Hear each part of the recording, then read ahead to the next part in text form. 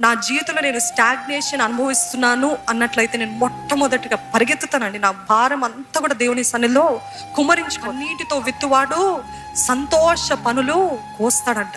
రాత్రంతా ఏడుపు కలిగినను ఉదయాన్నే సంతోషం ఇచ్చే దేవుడు. కన్నీటి ప్రార్థన అవసరం. నేను ఎప్పుడు చెప్తూ ఉంటానండి, ఈ సర్వలోకాన్ని సృష్టించిన దేవుడు. చూడండి, కొన్ని కంట్రీస్ ఎంత బ్యూటిఫుల్గా ఉంటాయి. స్విట్జర్లాండ్ లాంటి దేశాలు, మన భారతదేశంలో కాశ్మీర్, అవి చూసినప్పుడు ఎంత అసలు దీని వెనుక ఉన్న గ్రేటెస్ట్ ఆర్టిస్ట్ జ్ఞాపకం వస్తుంటాడు. అబ్బా, ఎంత క్రియేటివ్ మన దేవుడు అంత. అదే రీతిగా ఈ జెమ్స్ని, వజ్రాలని, బంగారాన్ని, వెండిని, ఇవన్నిటిని సృష్టించిన దేవుడు వాటిని కూడా విలువగా ఎంచట్లేదు. ఆశ్చర్యం కలుగుతుందా మీకు? అసలు అర్థమవుతుందా?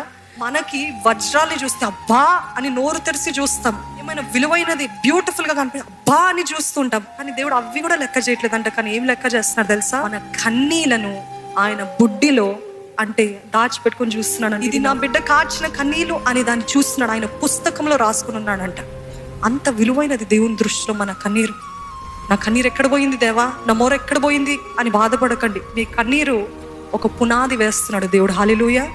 కన్నీరు మీరు ఒక విత్తనము వల్లే మీరు విడుస్తున్నప్పుడు విత్తుతూ ఉంటే దేవుడు అంటున్నాడు, వస్తుంది ప్రతిఫలం, పెరగబోతుంది గొప్ప చెట్టు, పెరగబోతుంది గొప్ప ఫలభరితమైన జీవితము. నమ్మిన వారు హల్లెలూయా అని చెప్తారండి.